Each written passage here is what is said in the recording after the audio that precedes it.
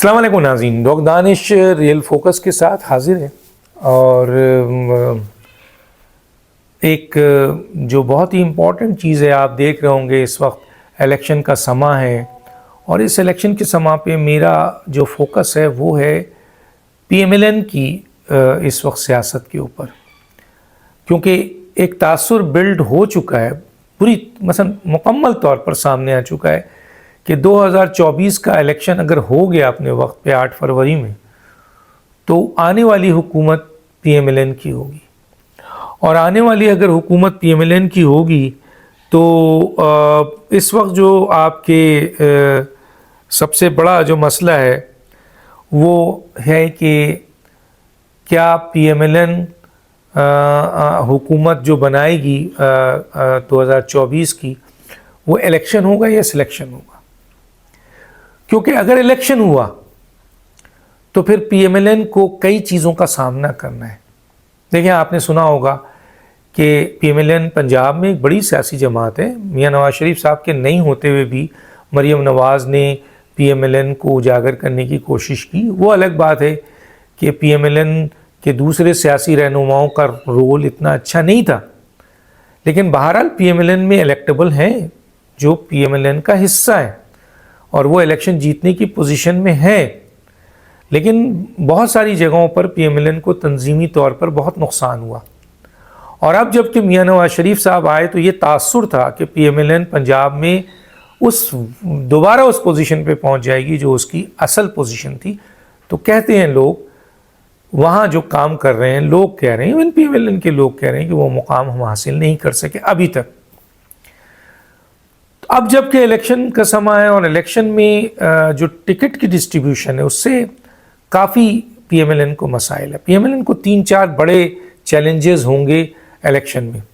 एक तो clear cut है कि PMLN को सबसे बड़ा रेजिस्टेंस जो मिलेगा वो अब PTI का मिलेगा।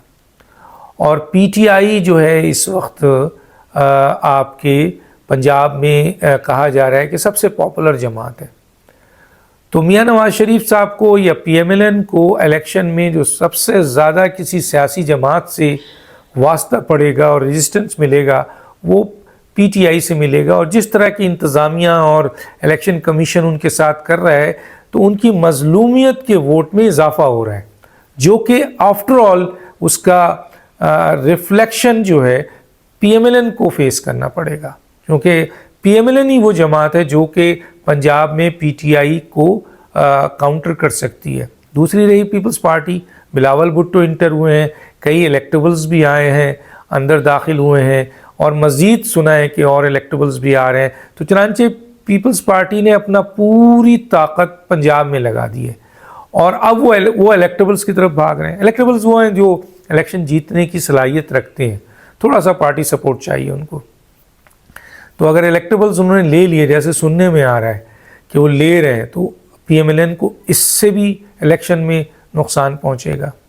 बाकी तहरीक लब्बैक है और दूसरी सियासी जमातें हैं, वो भी एक बड़ी ताकत रखती हैं, वो उससे भी वोट कटेगा, लेकिन बहरहाल वो तो वोट सबका कटेगा।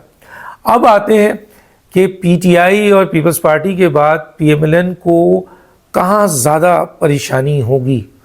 देखें, एक तो सबसे बड़ी परेशानी है कि वो जब अपने लोगों को, यानी अपने मुखलिस कारकुनों को वो टिकट नहीं दे रहे, सीट एडजस्टमेंट वो कर रहे हैं पाकिस्तान इस्तेहकाम पार्टी से और अहम तरीन जगहों से उनके लोगों को आपके सीट दिया जा रहा है।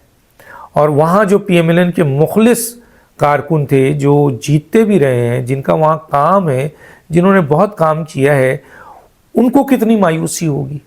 तो चुनांचे सीट एडजस्टमेंट के अगेंस्ट जिन इलाक़ों में PMLN अपने कैंडिडेट को विड्रॉ कर रही है, वहाँ की आवाम का, PMLN के वर्करों का, वहाँ के लीडर का गैज़ो गज़ब PMLN को फेस करना पड़ेगा।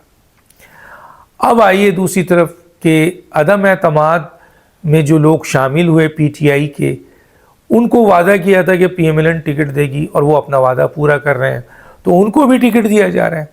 तो वो जो PTI के अदम एतमाद में लोग थे, उनको जब PMLN टिकट देगी تو اس جگہ پہ دے گی جہاں ان کے کارکن کھڑے ہو سکتے ہیں. پنجاب ایک ایسی جگہ ہے جہاں پی ایم ایل این کے جو کینڈیڈیٹ ہر جگہ موجود ہیں.